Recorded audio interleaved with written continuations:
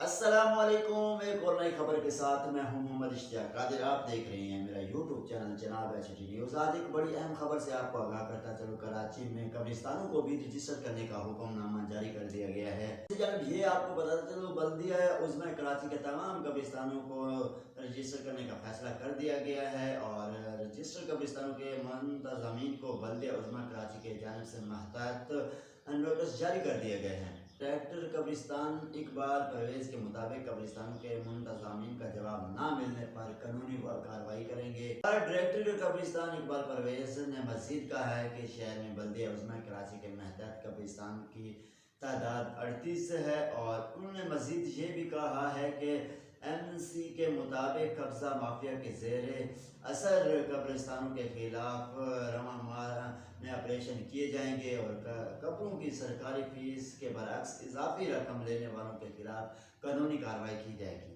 कब्रिस्तान के MC इकबाल परवेज़ के मुताबिक शहर में गैर रजिस्टर्ड कब्रिस्तान की तादाद 200 से ज्यादा है। डायरेक्टर कब्रिस्तान के MC इकबाल परवेज़ के मुताबिक शहर में गैर रजिस्टर्ड कब्रिस्तानों की तादाद 200 से ज्यादा है। अब सबको रजिस्टर करने का हुक्मनामा जारी कर दिया गया। अब सारे कब्रिस्तान रजिस्टर होंगे। इस तरह की वीडियो देखने के लिए हमारे YouTube चैनल जनाब एचटी न्यूज़ को सब्सक्राइब करें और बेल आइकन लाजमी करें, क्योंकि हर आने वाली वीडियो अब तक पहुंच सके।